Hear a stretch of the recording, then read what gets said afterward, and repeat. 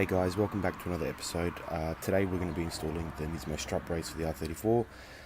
It already comes with one from the factory, so what does this one do? Well, it's just basically a stronger, upgraded one with a brake stopper that makes it better for when you're doing some hard braking on the track.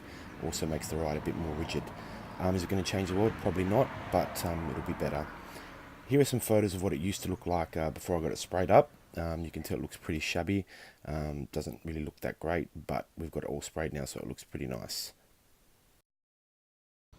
So the first thing you want to do is grab a breaker bar. Basically these shouldn't be on there too tight, but if they are, breaker bar always helps. I don't have a torque wrench with me at the moment, so it's going to be a bit difficult to torque these down once we reinstall the strut brace, but I will be getting one in the future.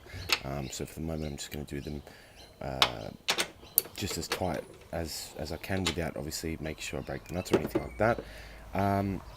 Once it's done, you can pretty much grab your impact gun and just go over it again. It'll speed things up a bit quicker. It's not, it doesn't take a long time, but as I said, I wanted this video to be a bit quick, so I'm just going to be using this for things. Pretty much apart from that, once you take them off, it should be free, and you can just pretty much pick it up and put it to the side. Again, it's not the prettiest thing in the world. It is factory, so the fact they put one on there is pretty good. That's what it looks like there. I'll chuck the Nismo one on now so you can see, and go from there. So I've got the strap brace on now. I'm just adjusting the brake stopper here.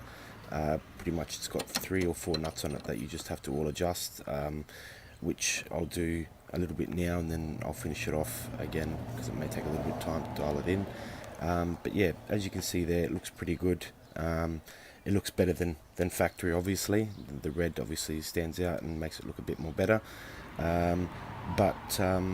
Look, to be honest with you, is it going to make a world of difference? Well, I don't know. I would assume you'd need a few more other parts to obviously make it so it does the whole job that a track car would. I'm going to be adjusting the bolts here now because I left them a bit loose for when I put the strut brace on there, so obviously it wouldn't be so rigid when I put it on there. So by putting it on there now, I can tighten it at once it's around the bolts. So I'll do each side now, just until it's fairly tight. I mean, there's probably a torque setting for this, but I don't know it, but I will endeavour to find out in the future. Again, you just want to make sure everything's at least tight enough to obviously withstand your daily driving or even some heavy driving. But apart from that, it's pretty straightforward, the installation of a strut brace, with or without a brake stopper, whether you're putting one on or not. This Nismo strut brace comes with one, so it's an added bonus, I guess. But again, it's entirely up to you what you want to do. Once we're done with that now, we're just going to put the nuts back on, and again, I was going to just do these up with a breaker bar or just a standard wrench, and I thought there's no real point in that. I'm just going to impact driver them on, and obviously once I get a chance to get a torque wrench and obviously torque them down to proper specs, which is 49 foot-pounds, or 40 foot-pounds, sorry, I'll do that. But for now, I'm just going to obviously pop them on there and just make sure it's tight enough that it can do the job of being the daily driver, and also a bit of spirited hills driving. Once you're done with this, you're pretty much done, to be honest with you. Again, this isn't a lengthy video. It's a strut brace. We're not replacing turbos or anything like that. Once again, I'm no mechanic or anything like that. I'm not a Chris Fix or Mighty Car Mods. I'm just a guy with an R34 that likes to do some work on his car. But again, I hope these videos help. Again, once you're done with that, just use the impact gun to go over it.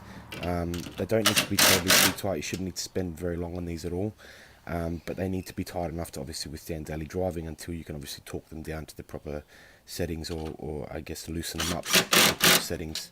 And we're pretty much done, to be honest with you. Yeah, so it's not that difficult. I think it looks pretty good. So yeah guys, we're done. I'm going to chuck a Nismo sticker on it now. as you can see there. See how that came out, which looks pretty good, to be honest with you. This type of job is good for anyone who's a beginner that wants to start working on their cars. Easy job to do. You don't even need an impact driver. I just had it because I wanted to be quick. But yeah, it looks really good. I'm happy with it. I'm going to give it the thumbs up. But as I said, it's all about working on your own car at your own pace, learning what you can from YouTube. I think it's great for everyone. Hope you liked the video today, and I'll catch us all again soon. Thanks.